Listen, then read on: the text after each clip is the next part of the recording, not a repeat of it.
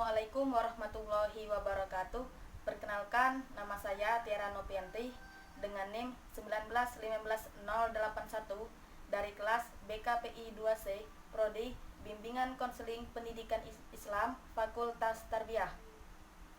Video ini dibuat untuk memenuhi nilai ujian akhir semester mata kuliah Teori-teori Kepribadian tahun 2020.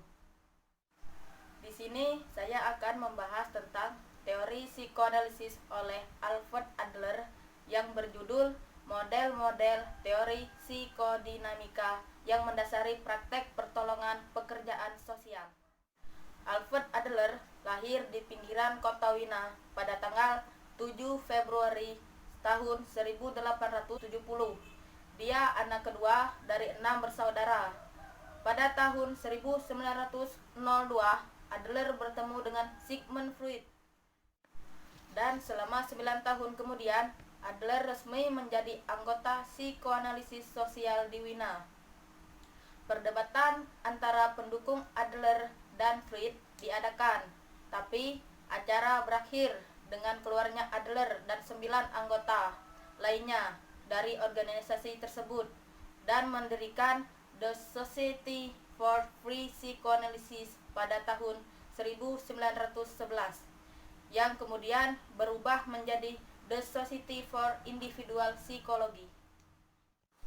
Teori Adler mengenai dinamika kepribadian berbeda secara tajam dengan pandangan Freud bahwa tingkah laku manusia didorong oleh insting-insting yang dibawa sejak lahir dengan aksioma pokok. Adler berpendapat bahwa manusia pertama-tama dimotivasikan oleh dorongan-dorongan sosial. Lalu, bagaimana pandangan Adler tentang perilaku manusia?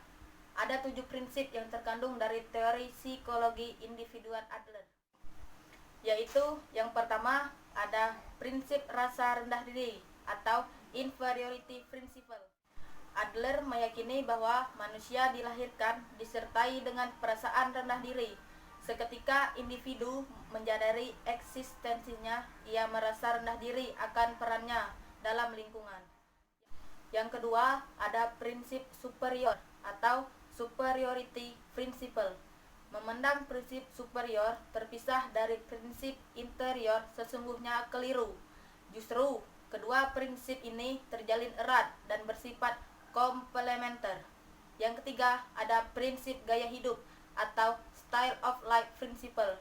Usaha individu untuk mencapai superioritas atau kesempurnaan yang diharapkan memerlukan cara tertentu. Adler menyebut hal ini sebagai gaya hidup atau style of life.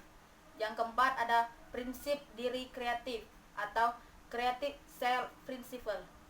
Diri yang kreatif adalah faktor yang sangat penting dalam kepribadian individu, sebab hal ini dipandang sebagai penggerak utama, selalu pertama bagi semua tingkah laku. Yang kelima, prinsip diri yang sadar atau conscious self principle. Kesadaran menurut Adler adalah inti kepribadian individu.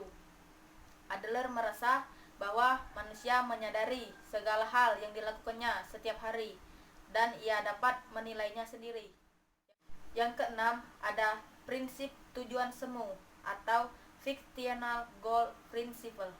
Meskipun Adler mengakui bahwa masa lalu adalah penting, namun ia menganggap bahwa yang terpenting adalah masa depan. Yang terpenting bukan apa yang telah individu lakukan, melainkan apa yang akan individu lakukan dengan diri kreatifnya itu pada saat tertentu.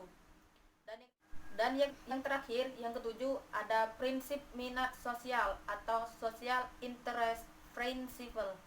Setelah melampaui proses evolusi tentang dorongan utama perilaku individu, Adler menyatakan pula bahwa manusia memiliki minat sosial.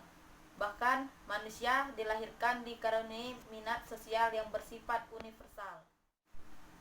Gambaran Adler tentang sifat manusia adalah sederhana. Masing-masing orang adalah unik dan memiliki kemampuan dan pilihan yang bebas untuk menciptakan dirinya. Meskipun aspek-aspek tertentu dari sifat manusia adalah pembawaan dari lahir, seperti minat sosial dan mengejar kesempurnaan.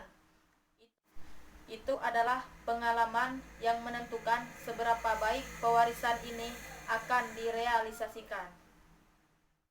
Mungkin itu saja penjelasan singkat dari saya tentang teori psikoanalisis Alfred Adler. Apabila ada salah kata, saya mohon maaf. Kepada Allah saya mohon ampun. Saya tutup. Wabillahi taufiq wal hidayah. Wassalamualaikum warahmatullahi wabarakatuh.